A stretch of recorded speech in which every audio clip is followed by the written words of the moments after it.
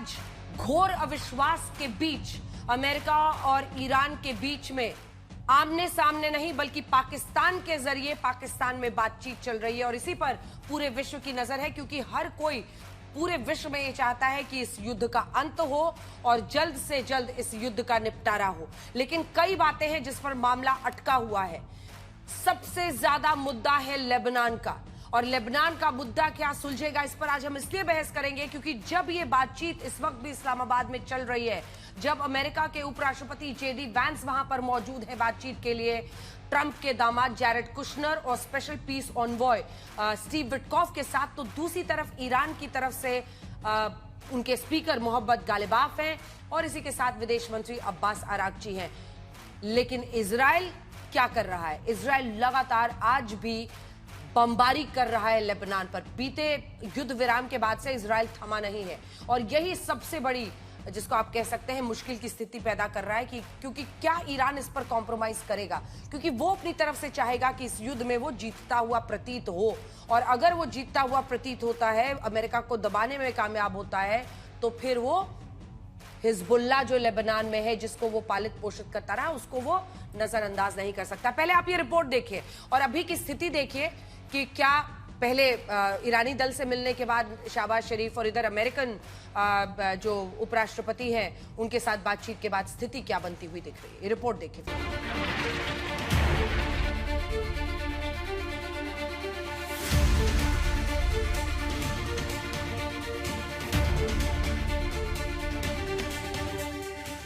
इस्लामाबाद पर इस वक्त पूरी दुनिया की नजर।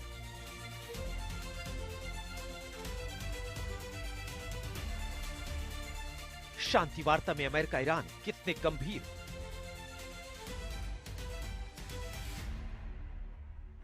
पहले ईरानी दल ने पाक पीएम शहबाज से की मुलाकात।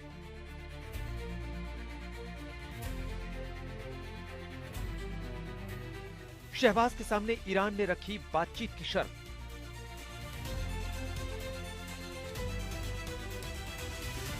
फिर शहबाज से मिले अमेरिकी राष्ट्रपति जेडी वांस।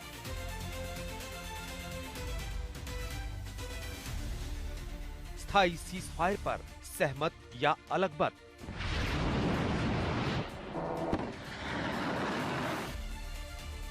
अमेरिका और ईरान करेंगे आमने सामने की बात।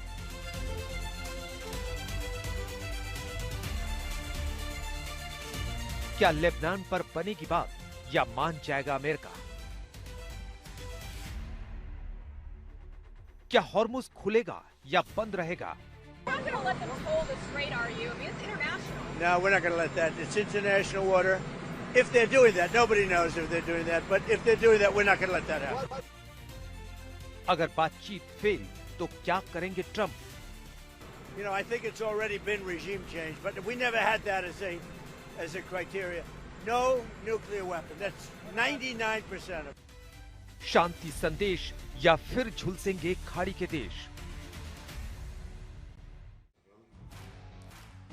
तो आइए चर्चा की शुरुआत करते हैं। एयर मार्शल संजीव कपूर यहाँ पर स्टूडियो में हमारे साथ हैं, रुबिंदर सचदेवा हमारे साथ मौजूद हैं, प्रमित मकोड़े हमारे साथ president global citizens forum USA से जुड़ रहे हैं न्यूयॉर्क से, और अहमद सूरतवाला ईरान एक्सपर्ट जुड़ रहे हैं, आरजू काज़मी कुछ देर में हमारे साथ पाकिस्तानी जर्नलिस्ट जुड़ेंगे, उमेर अनस असिस्टेंट प्रोफेसर हैं अंकारा यूनिवर्सिटी तुर्की में, वो भी हमारे साथ जुड़ रहे हैं, और आरजू काज़मी भी हमारे साथ जुड़ गई हैं। आरजू, आप ही के साथ शुरुआत कर लेते हैं, क्योंकि जो स्थिति बनती हुई दिख रही है, क्या आपको लगता है कि ये जो शांति वार्ता इस वक्त चल रही है वो सफल तरीके से पूरी हो पाएगी? क्या आपको लग रहा है लेबनान, क्योंकि सबसे बड़ी बात तो वही है, और ईरान का कहना है कि सब कुछ इजराइल पर डालकर कि भाई इजराइल कर रहा है, ये युद्ध विराम नहीं हो पाएगा, ऐसे में आपको लगता है लेबनान का एक सोल्यूशन निकल सकता है?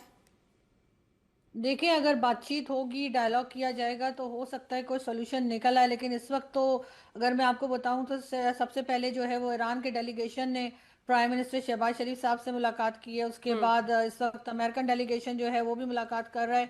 शहबाज शरीफ साहब से कहा यह जा रहा है कि हो सकता है कि ये डायलॉग 2 दिन तक चला जाए, मतलब आज अगर कोई रिजल्ट ना निकल पाया, दोनों में बातचीत होगी लेकिन शाम में, तो अगर कोई रिजल्ट नहीं निकलता तो ये कल पे चली जाएगी बात, और फिर कल दोबारा डायलॉग होगा, कल फिर बात करने की कोशिश की जाएगी।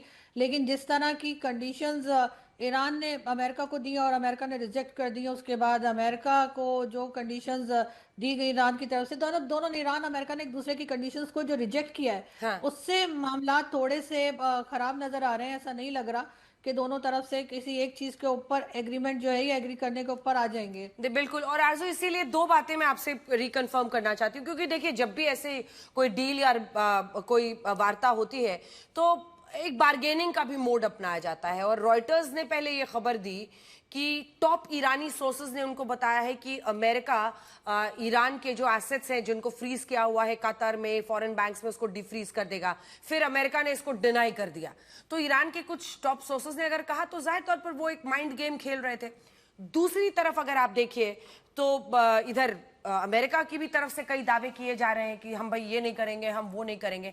ये जो माइंड गेम है लेबनान को लेकर, अगर वो इजराइल के माथे जड़ते हैं कि भाई इजराइल ये कर रहा है, लेबनान को आप अलग रखिए, इजराइल को अलग रखिए, अमेरिका ईरान युद्ध को रोकना है, हॉर्मूज को खोलिए, तो आपको लगता है कि ये जो माइंड गेम है वो ले डूबेगा इसको? और दूसरा, सीएनएन ने कहा था कि 2 से ज्यादा दिन भी चल सकती है बातचीत। तस्नीम न्यूज ईरान का इसको डिनाई कर रहा है, और तस्नीम न्यूज यानी mouthpiece of IRGC and Iran, Tasnim news कह रहा है कि जो भी होगा आज ही होगा, बात बनेगी या बिगड़ेगी, दोनों पर। देखिए, जो पाकिस्तान का मीडिया है वो तो यही बता रहा है कि जी ये बात जो है, ये टॉक जो है, ये 2 दिन भी चल सकती है। लेकिन लग भी ऐसा ही रहा है कि अगर अभी तक शुरू ही नहीं किया गया है और उसके बाद अगर ये देर में स्टार्ट करते हैं तो जाहिर है कि कल तक बात चली जाएगी। अब ये डिनाई करना कि नहीं, दूसरे दिन पे जा ही नहीं सकते। लेकिन हाँ, ये ज़रूर है कि क्योंकि इसराइल की तरफ से अटैक्स नहीं रुके हैं और जो ईरान अपनी कंडीशंस लगा रहा है, जिसमें उन्होंने ये भी कहा है कि जो उनके एसेट्स फ्रीज किए गए उसको भी छोड़ा जाए, साथ ही साथ दोबारा इस बात की गारंटी दी जाए कि दोबारा इस किस्म के अटैक्स नहीं होंगे, उसके लिए अमेरिका तैयार नहीं है। तो जब दोनों किसी बात पे तैयार ही नहीं है और ईरान जो है वो यही तो किसी दिक्कत तरीके से भी अमेरिका के काबू में नहीं आ रहा, तो कुछ रिजल्ट निकलता हुआ दिख नहीं रहा इसमें। 3 तस्वीरें बड़ी है आज की। पहली तस्वीर आप ये देख रहे हैं, इससे पहले की तस्वीर दिखा दीजिए जो अभी हम पिक्चर दिखा रहे थे जो ईरान ने रिलीज की है। शहबाज शरीफ पाकिस्तान के प्रधानमंत्री पहले मिलते हैं पूरा जो ईरानी डेलीगेशन है उससे। उसके बाद की तस्वीर जो आप दिख रहे हैं वीडियो, वो दिखा दीजिए, जिसमें शहबाज शरीफ फिर जेडी वैंस, उपराष्ट्रपति अमेरिका के, जिनसे वो मुलाकात करते हैं। अब ये वहां पर क्या क्या शर्तें रखी गई हैं, यहां पर क्या क्या कन्वे होता है, यहां से आगे बातचीत के आमने सामने बैठने की नौबत सूरत बनती है, उस पर चर्चा हम करेंगे। लेकिन एक तीसरी तस्वीर भी है जो हम आपको दिखाना चाहते हैं, क्योंकि यहां पर पाकिस्तान जैसे देश में ये बातचीत जरूर चल रही है, लेकिन तीसरी तरफ जिस तस्वीर पर सबकी नजर होनी चाहिए वो है लेबनान की तस्वीरें। इजराइल लेबनान पर आज भी हमले कर रहा है। वो वीडियो हम अपने दर्शकों को दिखा देते हैं, क्योंकि लेबनान अगर आज भी उन हमलों का शिकार हो रहा है तो ईरान की स्थिति बहुत मुश्किल और नाजुक बन जाती है। उमैर अनस साहब, इसी पर मैं एक प्रतिक्रिया आपसे चाहती हूं, क्योंकि अगर इन सब के बीच लेबनान पर ईरान ने कॉम्प्रोमाइज कर लिया तो आपको नहीं लगता है कि उनके लिए फेस सेविंग मुश्किल हो जाएगी? सब बोलेंगे कि अभी तक तो हिजबुल्लाह को फंड कर रहे थे, अब आपने क्या कॉम्प्रोमाइज कर लिया? देखिए, लेबनान खुद अपने आप में एक इतना बड़ा प्रॉब्लम है जो मैं नहीं समझता कि इजराइल उसको बहुत देर तक खींच सकता है, और ट्रंप एडमिनिस्ट्रेशन भी नहीं चाहेगा कि ये बहुत लंबा खींचे, क्योंकि लेबनान के जो स्टेक होल्डर्स हैं वो सिर्फ ईरान नहीं है बल्कि सऊदी अरबिया, सीरिया और जॉर्डन और दूसरे कंट्रीज वहाँ के भी हैं। तो उनका भी बहुत प्रेशर होगा कि लेबनान में किसी भी तरह से सीज फायर कराया जाए, और ट्रंप एडमिनिस्ट्रेशन जरूर चाहेगा कि वो सीज फायर वहाँ पर किसी भी तरह का हो जाए। तो ईरान उसको एक मैक्सिमलिस्ट पोजीशन लेते हुए जरूर उसको पॉइंट बना रहा है, लेकिन अगर ईरान को ये चॉइस दी जाए कि आप उसमें थोड़ी देर के लिए शांत रहें, चुप रहें और आप अपनी खुद की डील कर लें, तो मैं समझता हूं कि ईरान इस बात के लिए तैयार है कि वो लेबनान में बगैर किसी सीज फायर के भी वो ईरान वाली डील सिक्योर करने की कोशिश करेगा। तो आपका ये कहना है कि वो लेबनान में हो रहे हमलों को नजरअंदाज करने को ईरान तैयार हो जाएगा? इस वक्त ईरान जिस मुश्किल हालात में है, जिसको हम लोग कहते हैं कि एक मौत के मुंह से वो बाहर निकल के आए हैं, और ट्रंप एडमिनिस्ट्रेशन जो है वो बहुत ही मैसिव किस्म की कार्रवाई करने के लिए तैयार है।